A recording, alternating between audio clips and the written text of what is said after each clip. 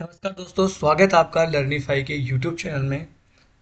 यह है अपनी इंडियन ज्योग्राफी की सीरीज जिसमें आज हम देखने वाले हैं अरब सागर में गिरने वाली प्रायद्वीपीय नदियों के बारे में।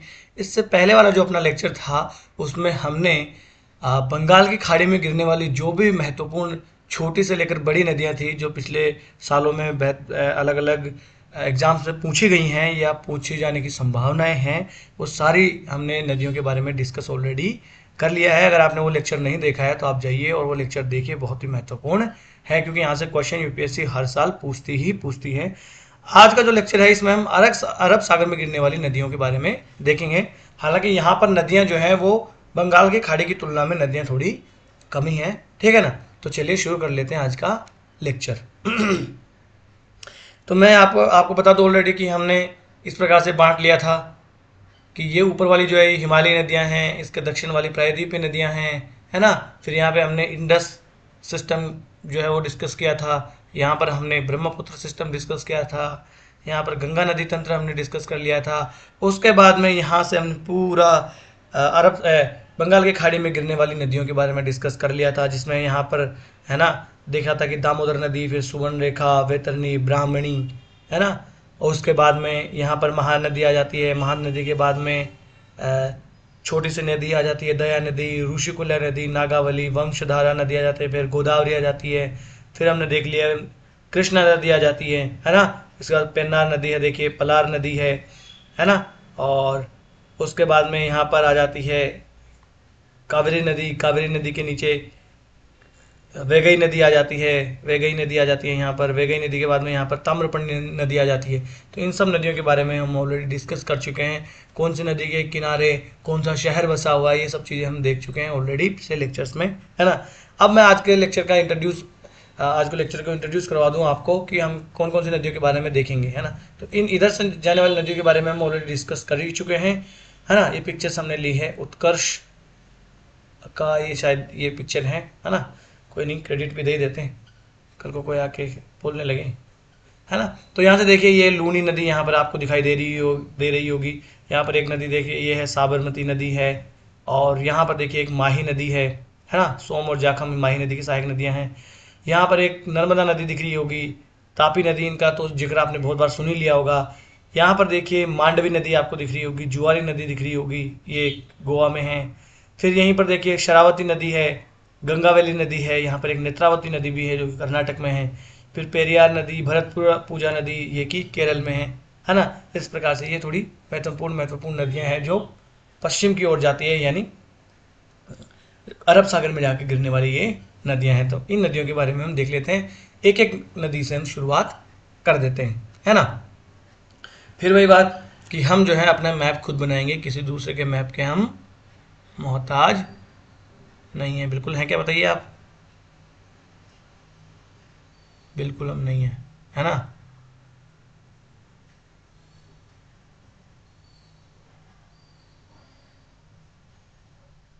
ओए, यहाँ तो ये थोड़ा सा गलत बन गया, चलो दोबारा से बना दे, कोई नहीं। अच्छा माफ कीजिए, ये वाला हमें थोड़ा बड़ा बनाना है, तो हम पूरा बनाने की हमें ज़रूरत ही नहीं है ना, हम यहीं से बना लेते हैं।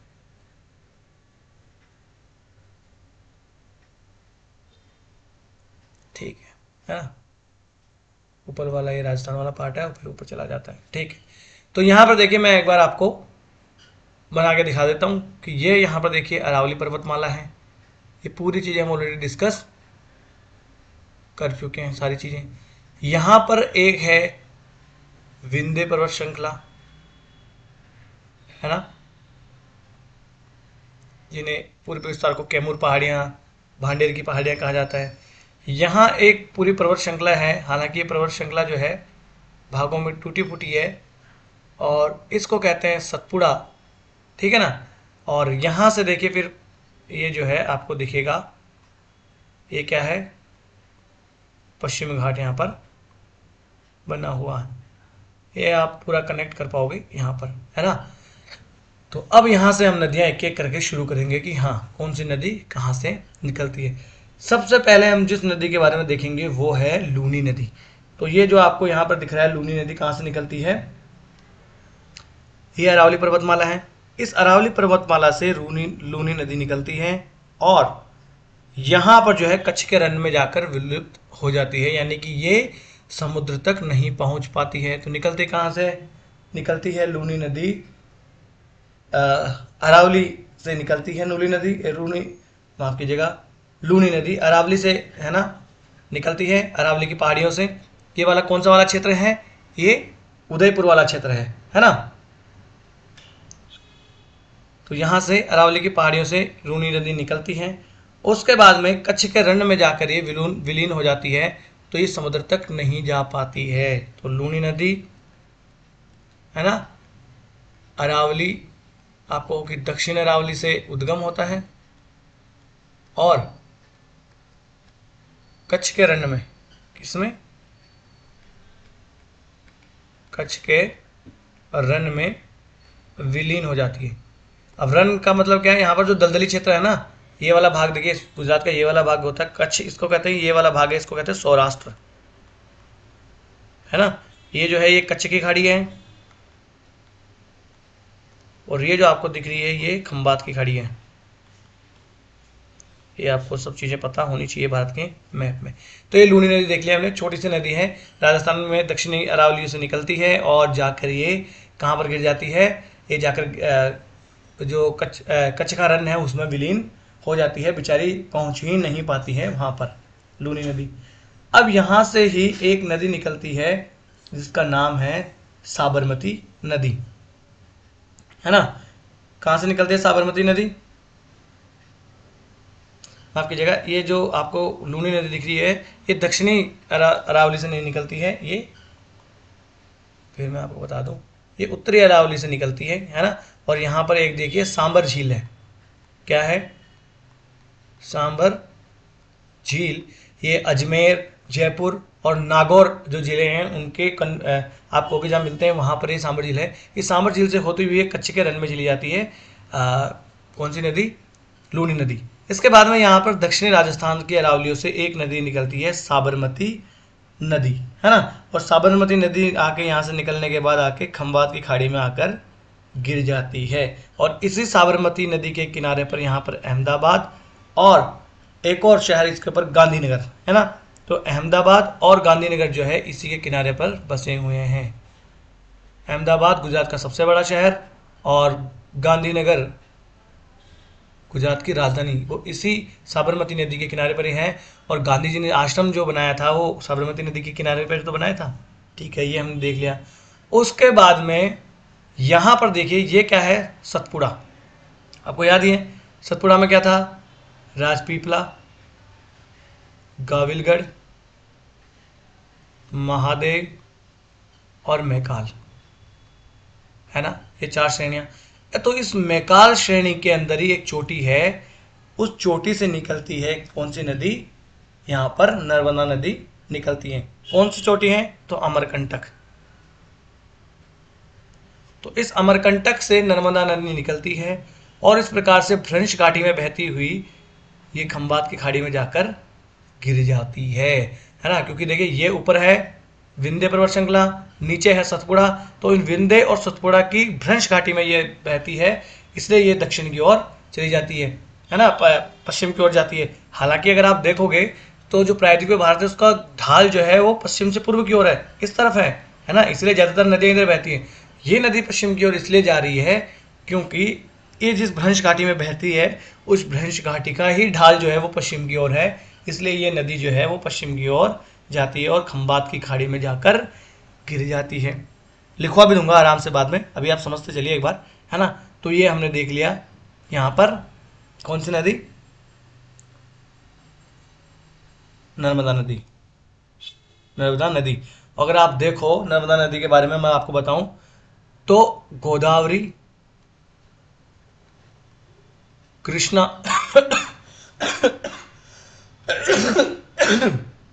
माफ कीजिएगा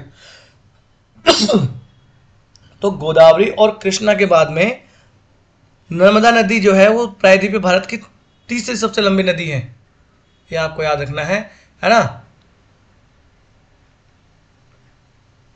ये ऐसा यूपीएससी क्वेश्चन पूछ लेते हैं कि कौन सी बड़ी नदी है सबसे बड़ी इसके छोटे के क्रम में लगाओ तो गोदावरी कृष्णा के बाद में तीसरी सबसे बड़ी नदी कौन सी है?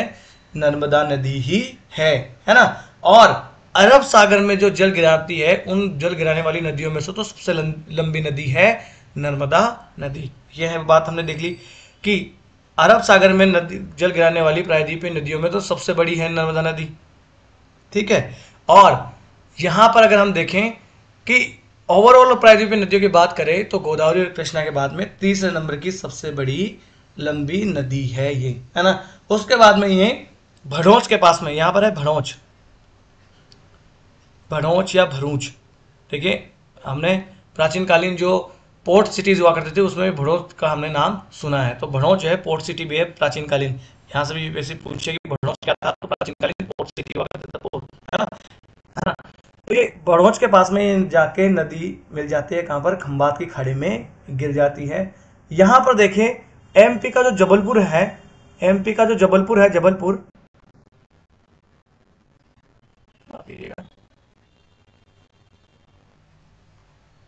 एमपी का जो जबलपुर है वो जबलपुर इसी नदी के किनारे पर बसा हुआ है। ये वाली बात आपको याद रखना है ना। और इसी जबलपुर के पास में भेड़ाघाट की संगमरमर की चट्टानें हैं, वहां पर एक बहुत बड़े प्रपात का निर्माण करती है ये नदी, जिसको कहते हैं धुआंधार जलप्रपात, है ना। क्योंकि जल बहुत ऊपर से गिरता है इस प्रकार से, है ना, तो जल यहां से बहुत ऊपर से अगर गिरेगा, है ना, तो एक तो ये चट्टाने जो है वो संगमरमर की है तो सफेद है, ऊपर से ये जो जल गिर रहा है उसकी वजह से ये सफेद आपको दिखता है, इसलिए इसे कहते हैं धुआंधार जलप्रपात। वो कौन सी नदी पे है? तो नर्मदा नदी पर ही है धुआंधार जलप्रपात। अब ये कौन कौन से राज्यों से होकर गुजरती है? तो देखिए एमपी, थोड़ा सा हिस्सा इसका महाराष्ट्र में भी गुजरता है और फिर ये गुजरात में जाकर गिरती है। तो एमपी, महाराष्ट्र और गुजरात जो है तीन राज्यों से होकर बहती है गोदावरी, माफ कीजिएगा, नर्मदा नदी, है ना। उसके बाद में अगर हम देखें तो लूनी हो गई, साबरमती नदी हमने देख लिया, नर्मदा नदी हमने देख लिया। यहीं पर एक नदी है माही नदी, है ना। तो यहां से हमने बताया था कि यह अपनी कर्क रेखा यहां से गुजरती है, कर्क रेखा, 8 राज्यों से होकर कर्क रेखा गुजरती है, 8 राज्यों को बिल्कुल भी मत भूलना। तो यहीं पर एक नदी है माही नदी। कौन सी नदी है? माही नदी। तो ये माही नदी देखिए एमपी में, माफ कीजिएगा, यहां से ये माही नदी निकलती है विंध्य पर्वत श्रेणी से, तो ये विंध्य पर्वत श्रृंखला है, तो मध्य प्रदेश में ये निकलती है इस प्रकार से, और ये जो है कर्क रेखा को 2 बार काटते हुए ये जाकर गिर जाती है खंबात की खाड़ी में। तो माही नदी के बारे में आपको याद ये रख लेना है कि माही नदी एक ऐसी नदी है जो, माही नदी जो है वो कर्क रेखा को 2 बार काटती है, ठीक है। इसका उद्गम कहां होता है? तो विंध्य श्रेणी, कहां पर? एमपी में। और ये इसका विलय कहां जाता है? तो खंबात की खाड़ी में, माही नदी का। इस माही नदी के बारे में आपको ये सारी बातें आपको याद रखने वाली हैं। और ये काटती कहां है? तो ये काटती है राजस्थान में, कर्क रेखा को 2 बार काटती है राजस्थान में, राजस्थान में ये कर्क रेखा को 2 बार काटती है। नीचे वाला जो आप कहो कि उदयपुर वाला जो क्षेत्र है, बांसवाड़ा डूंगरपुर वाला क्षेत्र, वहां से ये गुजरती है ना। और जो 8 राज्य हैं, गुजरात, राजस्थान, एमपी, छत्तीसगढ़, झारखंड, पश्चिम बंगाल, मिजोरम, त्रिपुरा, इन 8 राज्यों से होकर ही कर्क रेखा गुजरती है। आपको याद रख लेना है, ये बिल्कुल भी भूलना नहीं है। उसके बाद में यहां से माही नदी हो गई, यहां पर हमने नर्मदा नदी देख ली। अब यहां पर हम आ जाते हैं सतपुड़ा के नीचे, है ना। तो सतपुड़ा के नीचे जो आपको यहाँ सतपुड़ा की श्रेणी में एक महादेव श्रेणी दिख रही है ना, इस महादेव श्रेणी के नीचे ही यहाँ पर है एक बैतूल का पठार। कौन सा पठार है ये? इसका कोई तूल नहीं है, तो ये बैतूल पठार है, बिना तूल का पठार है। इस बैतूल पठार से एक नदी निकलती है और वो जाती है और जाकर खंबात की खाड़ी में गिर जाती है। समझ गया बात? तो इस बैतूल के पठार से नदी निकलती है और जाकर गिर जाती है खंबात की खाड़ी में, है ना। तो देखना, इस बैतूल के पठार से एक एक गोदावरी की सहायक नदी भी निकलती है, वेनगंगा, है ना। ये मैंने आपको जब पढ़ाया था तब भी बताया था। तो ये तापी नदी जो है महादेव श्रेणी के नीचे अगर आप देखें तो बैतूल के पठार से निकलती है और पश्चिम की ओर ये जो भ्रंश घाटी में बहती है भी, तो ये देखना ऊपर ये पूरे पर्वत श्रेणी है ब्लॉक पर्वत, इस ब्लॉक पर्वत की भ्रंश घाटी में बहती है तापी नदी, और तापी नदी भी जाती है पश्चिम की ओर। और यहाँ पर है कौन सा शहर, सूरत। कौन सा शहर है यहाँ पर, सूरत। तो सूरत के पास में ये जाकर कहाँ पर गिर जाती है, जाके खंबात की खाड़ी में गिर जाती है ना। अब अगर आप इसमें देखें तो इसके बारे में आपको और भी जानने वाली बात यह है कि अरब सागर में गिरने वाली नदियों में नर्मदा के बाद तापी जो है वो दूसरी बड़ी नदी है। देखिए अरब सागर में प्रायद्वीपीय भारत की सबसे बड़ी नदी कौन सी गिरने वाली, नर्मदा। तो नर्मदा के बाद में दूसरी नदी कौन सी है, तापी। तो सेकंड नदी जो है वो कौन सी है, तापी, अरब सागर में गिरने वाली। हालांकि मैं लिखवा भी दूंगा आगे इनको, ठीक है साहब। किस पे हो गया, कोई नहीं, आगे और बना देंगे बात। तो ये यहाँ पर होगी तापी नदी, ठीक है। और इस तापी नदी के ऊपर अगर देखें हम तो जल विद्युत परियोजनाएं भी कुछ चलती है जिनका नाम है उकाई और काकरापार। एक तो उकाई कौन सी नदी है, कौन सी, उकाई प्लस काकरापार, है ना। ये दो जल विद्युत परियोजनाएं जो है, जो विद्युत परियोजनाएं जो है चलती है इसके ऊपर, है ना। हालांकि काकरापार जो परियोजना है ये तो न्यूक्लियर रिएक्टर भी यहाँ पर है। तो ये हमने देख लिया तापी नदी के बारे में। अब बड़ी बड़ी नदियां तो हो गई, अब तो इसके बाद में छोटी छोटी नदियां ही आने वाली है। तो यहाँ पर अपना फिर से मैप बना लेते हैं। सिस्टम गड़बड़ी कर रहा है,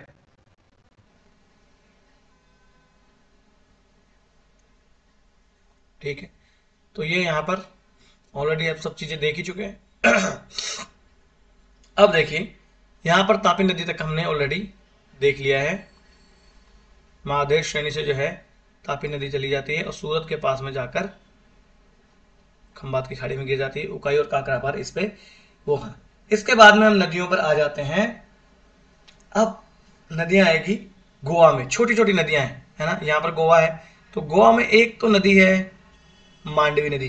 देखिए यहाँ से इससे यहाँ पर तो क्या है, ये पूरा पश्चिमी घाट है ना। तो इस पश्चिमी घाट के पश्चिम से ये नदियां सारी निकलती है ना, पश्चिम घाट से निकलने वाली नदियां। ये देख, एक नदी यहाँ पर है मांडवी, क्या नाम है इसका, मांडवी। और एक नदी यहाँ पर है गोवा में ही जिसका नाम है जुआरी। और यहाँ पर जो है आपको दिख रहा होगा ये क्या है, पणजी। तो गोवा की राजधानी जो है वो पणजी मांडवी और जुआरी नदियों के बीच में स्थित है। अब ये वाली बात लिखने की जरूरत है क्या, चित्र बना के बता दिया तो बताओ लिखने की जरूरत है क्या, भाइयों बहनों बताओ लिखने की जरूरत है क्या, बिल्कुल भी जरूरत नहीं है ना। तो मांडवी और जुआरी के बारे में हमने देख लिया है ना। इनके बारे में आपको ज्यादा सब याद रखने की जरूरत नहीं है, बड़ी छोटी छोटी नदियां है ना। तो कहाँ से निकलती है कहाँ से नहीं निकलती, तो ये पश्चिम घाट से निकलकर यहाँ पर चली जाती है। उसके बाद में कर्नाटक में दो नदियां आती है। एक नदी देखिए यहाँ पर है शरावती, फिर एक नदी आती है यहाँ पर गंगावेली, और एक नदी यहां पर आती है नेत्रावती। नेत्रावती नदी, ये तीनों नदियां कहाँ हैं, कर्नाटक में। ये दोनों नदियां कहाँ हैं, गोवा में, है ना। तो ये तीन नदियां शरावती, गंगावेली और नेत्रावती। इनमें से जो शरावती नदी है इस पर तो सबसे भारत का सबसे ऊंचा जलप्रपात है ना, जोग जलप्रपात। हालांकि जलप्रपातों के बारे में मैं आपको अलग से एक लेक्चर में पढ़ाऊंगा। तो जोग जलप्रपात जो है वो इसी शरावती नदी पर स्थित है, ये आपको यहाँ पर बिल्कुल याद रख लेना है। उसके बाद में अगर नीचे आ जाए हम तो केरला में यहाँ पर दो मुख्य मुख्य नदियां हैं। एक यहाँ पर है पेरियार, है ना, और एक नदी यहाँ पर आपको दिख जाएगी भरतपुजा। तो ये दोनों नदियां कहाँ हैं, केरल में, है ना। छोटी छोटी नदियां बिल्कुल, आपको अब इसकी क्या कौन से सहायक है क्या है ये याद रखने की जरूरत नहीं। तो पेरियार और भरतपुजा नदी कौन से सागर में गिरती है, अरब सागर में। कहाँ पर बहती है? केरल में। ऐसा ही क्वेश्चन बनेंगे। नेत्रावती नदी कौन से राज्य में बहती है? कर्नाटका में बहती है। गंगा वैली कहाँ बहती है? कर्नाटका में। शरावती नदी कौन सी राज्य में बहती है? कर्नाटका में बहती है ना। और ये अरब सागर में गिरती है। मांडवी, जुआरी, शरावती, गंगावली, नेत्रावती, पेरियार और भरतपुजा, ये नदियां हमने देख ली है। तो ले दे के अपने पास इतनी ही नदियां हैं जो कि गिरती है अरब सागर में, है ना। ठीक है। अब अगर मैं आपको बात करूं तो यहां पर एक छोटी सी नदी और एक पंबा नदी और बहती है ना। तो पंबा नदी और केरल में बहती है। अब भरतपुजा नदी जो है ना, भरतपुजा, वो केरल की सबसे बड़ी नदी है, सबसे बड़ी नदी है भरतपुजा नदी। ये आपको इसके बारे में याद रख लेना है ना। चलो, तो ये नदियां पूरी हो गई। अब मैं आपको क्या करता हूँ, एक एक नदियों के बारे में लिखवा देता हूँ, है ना, ताकि आप जो है पढ़ने में भी आपको आसानी रहे। ठीक है। सबसे पहले हम आ जाते हैं लूनी नदी पर। लूनी या लूनी एक ही बात है। लूनी नदी, तो लूनी नदी जो है निकलती कहाँ से? शॉर्ट शॉर्ट में लिखता चलेंगे हम। उद्गम होता है इसका उत्तरी राजस्थान की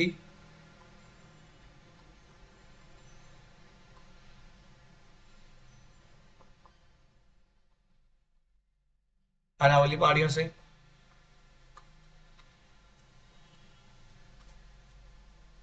इसका उद्गम हो जाता है। फिर सांबर झील में से होकर गुजरती है।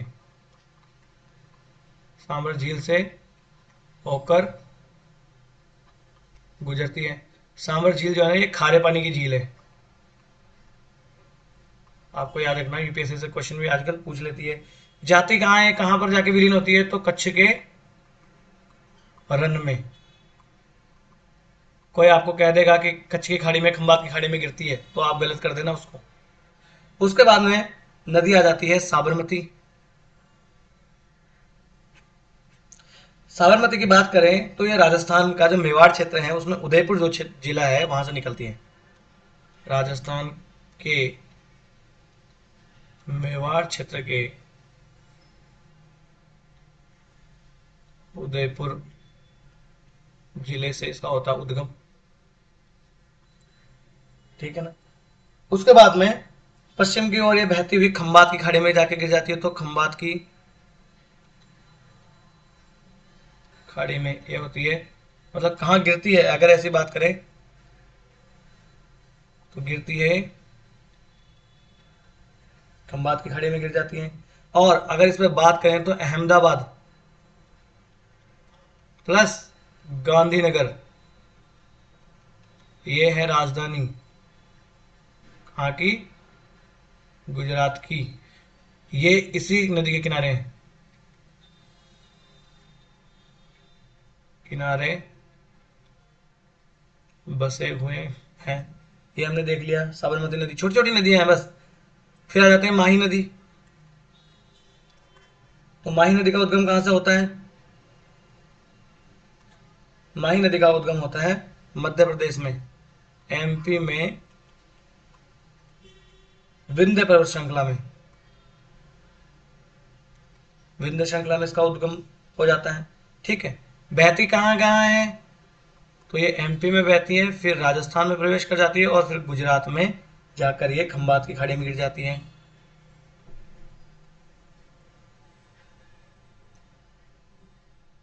खंबात की खाड़ी,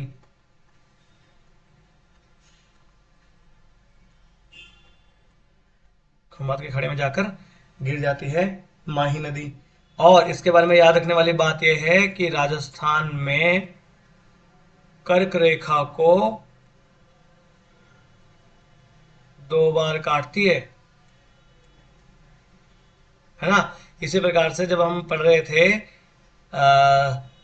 अफ्रीका की नदियों के बारे में, तो वहां भी जो है कॉन्गो नदी है, वो वहां शायद से मकर रेखा को 2 बार काटती है ना। यहां पर लिख देता हूं, कॉन्गो नदी मकर रेखा को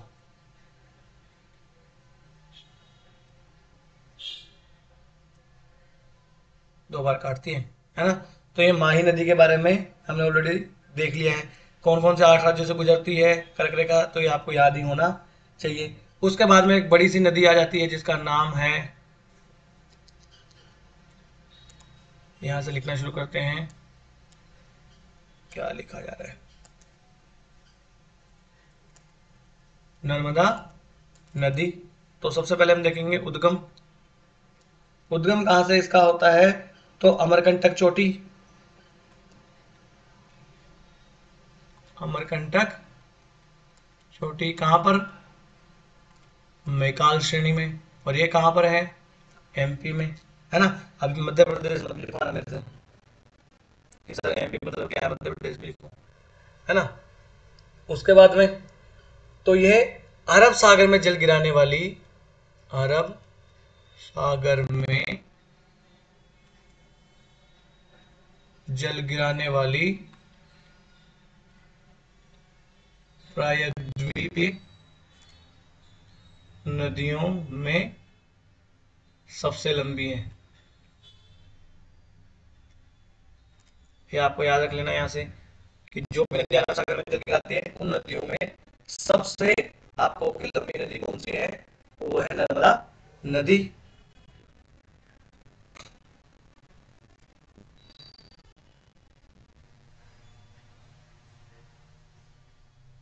हाँ जी, ठीक है, इतना हमने देख लिया। और अगर हम बात करें कि प्रायद्वीपीय भारत की नदियों में अगर बात करें,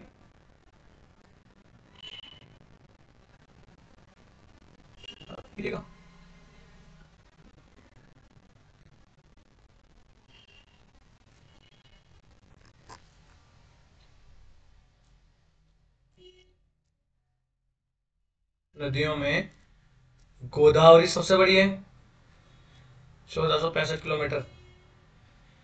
गोदावरी कृष्णा के बाद तीसरी लंबी है। ये छोटे छोटे फैक्ट्स हैं जो आपको याद रखने हैं, भूल नहीं जाना इनको, ठीक है। उसके बाद में ये कहां पर, तो भड़ोच के पास में, भड़ोच या भरूच के पास खंबात की खाड़ी में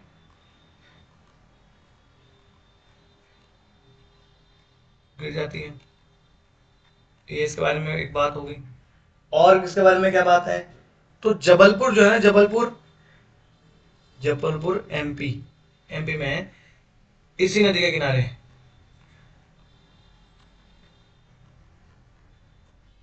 जबलपुर एमपी जो है वो इसी नदी के किनारे हैं। और जबलपुर के पास ही धुआंधार जलप्रपात है ना, जिसे भेड़ा घाट भी कहते हैं, वो कहां पर है, तो वो यही है ना। और क्या नाम है इसे, कपिलधारा जलप्रपात।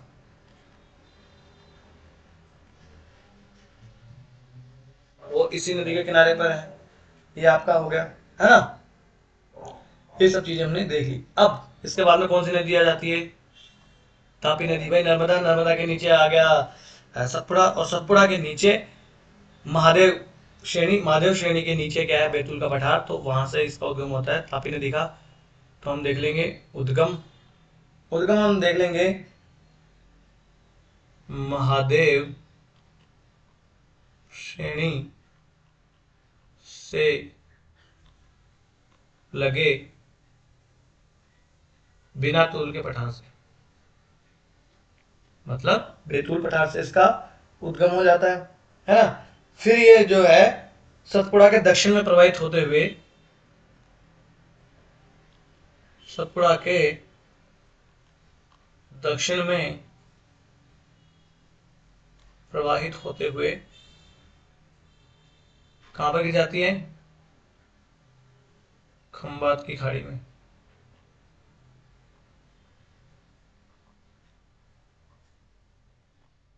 चलो जी, ये हो गया, है ना। और अरब सागर में जल गिराने वाली नदियों में नर्मदा के बाद तापी दूसरी बड़ी नदी है। ये वाला फैक्ट आपको याद रख लेना है, ठीक है। उसके बाद अगर देखें तो उकाई प्लस काकरापार, ये दोबारा लिखो, कौन सा, काकरापार जल विद्युत संयंत्र जो है वो इसी नदी पर लगाए हुए हैं। कहां पर, तो गुजरात में। इतना हो गया। चलो जी आगे चल लेते हैं। माफ कीजिएगा, सिस्टम कभी कभी हो जाता है। ठीक है, यहाँ आ जाते हैं हम। उसके बाद कौन सी नदियाँ जाती हैं, उसके बाद तो देखिए छोटी छोटी नदियाँ आती ही है ना। अब उसके बाद हम छोटी छोटी नदियों के बाद में और बात करें, गुजरात में कौन सी बहती है, तो शतरंजी और मादर नदियाँ कहाँ बहती हैं, गुजरात में बहती हैं। गुजरात में कौन सी, एक तो शतरंजी, कोई और पूछ ले कि शतरंजी नदी कहाँ बहती है, एक मादर, मादरे वतन वाली मादर नदी। उसके बाद में गोवा में देखें हम, गोवा में तो ऑलरेडी बता चुका हूं मैं, मांडवी और जुआरी नदियां जो है वो गोवा में बहती हैं। और ये देखिए, ये मांडवी नदी है और ये जुआरी है, मैं बता दूं मैं। और इनके बीच में इनकी याददानी पणजी बसी है, इतना हमको याद रख लेना है। उसके बाद में अगर देखें तो कर्नाटक में वही शरावती नदी, शरावती के बाद में यहाँ पर आती है नेत्रावती, गंगावेली, और ये बहती होंगी 150 छोटी छोटी, पर हम तो इतना ध्यान लेते हैं, है ना। उसके बाद में केरल की नदियों के बारे में आ जाए तो सबसे बड़ी नदी जो है वो भरतपुजा। अगर अक्सर लोगों को ये गलत फहमी होती है कि केरल की सबसे बड़ी नदी जो है वो भरतपुजा न होकर पेरियार है ना, क्योंकि पेरियार का नाम ज्यादा याद होता है लोगों को। पेरियार और एक नदी और है पंबा, ये नदियां केरल की हैं, है ना। ये जाकर अरब सागर में गिर जाती है। तो बस आपको इन नदियों में इतना सा याद रख लेना है, और आपको कुछ ज्यादा याद रखने की जरूरत नहीं है। आपको तो एक बार मैं यहाँ पर बना के भी आपको दिखा दूं, बना दो आपका हो तो, चलो बना देता हूँ भाई, जिसको नहीं देखना हो स्किप कर देना, और क्या है। और हो सकता है इस बनाने से आपको थोड़ा सा वो याद हो जाए, ठीक है। देखिए ये यहाँ पर क्या बना हुआ है, अरावली। ये यहाँ पर क्या बना हुआ है, विंध्य पर्वत श्रृंखला। ये यहाँ पर क्या बना है, सतपुड़ा। ये यहाँ पर क्या बना हुआ है, पश्चिमी घाट, ठीक है ना। ये सतपुड़ा है, ये विंध्य है, ये अरावली है, ये पश्चिमी घाट है। अब देखिए यहां से एक नदी निकलती है, लूनी नदी, और ये कच्छ वाला क्षेत्र है ना, तो यहाँ पर जो है आके विलीन हो जाती है। फिर यहाँ से दक्षिण राजस्थान में उदयपुर वाले क्षेत्र से एक नदी निकलती है, साबरमती नदी, और ये साबरमती नदी आके ये क्या है, खंबात की खाड़ी, खंबात की खाड़ी में गिर जाती है, ये है साबरमती, ठीक है साहब। अहमदाबाद और साथ ही साथ में कौन से एक शहर, गांधीनगर बचा हुआ है साबरमती नदी के किनारे। उसके बाद में यहीं से एक नदी निकलती है विंध्य पर्वत श्रृंखला से ही, जिसका नाम है माही, और ये माही नदी जाती है राजस्थान में, और कर्क रेखा को 2 बार काटकर आके गिर जाती है यहाँ पर खंबात की खाड़ी में, ठीक है।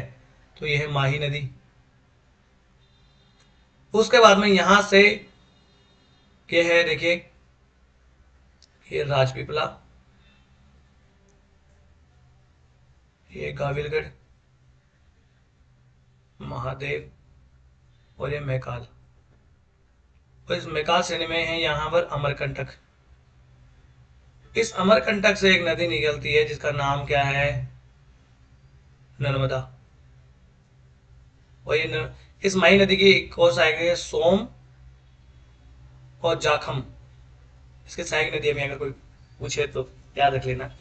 ये नर्मदा नदी, नर्मदा नदी आकर गिर जाती है कहाँ पर, कहाँ पर गिर जाती है नर्मदा नदी आकर, खंबात की खाड़ी में भड़ोच के पास में आके गिर जाती है। ये कहाँ पर है, यहाँ पर भड़ोच है, वहां पर आकर ये खंबात की खाड़ी में गिर जाती है। उसके बाद में यहां से देखिए महादेव, उस महादेव श्रेणी के नीचे यहां पर है बिनातुल का पठार, बैतूल पठार। इस बैतूल के पठार से एक नदी निकलती है और इस सतपुड़ा के दक्षिण में होते हुए और जाती है और जा के कहाँ गिर जाती है, खंबात की खाड़ी में।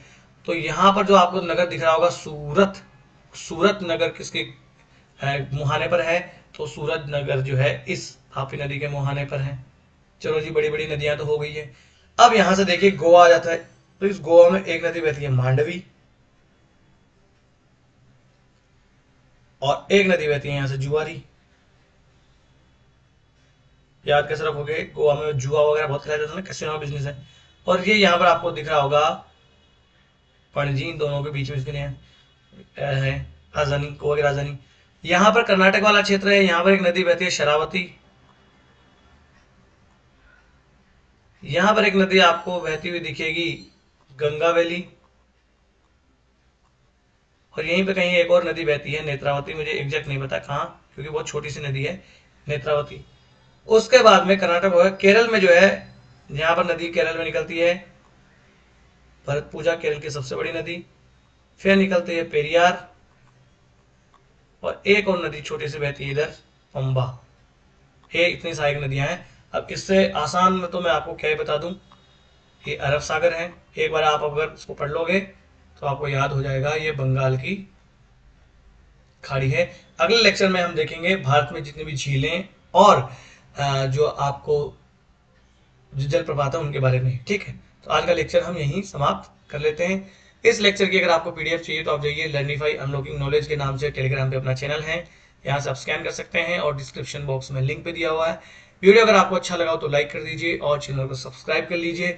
आपको कोई सलाह लेनी हो या कोई सलाह देनी हो तो आप हमें कमेंट्स बॉक्स में लिख सकते हैं, और बड़े लोकतांत्रिक ढंग से हम अपने इस छोटे से परिवार को आगे बढ़ाएंगे। नमस्ते, धन्यवाद।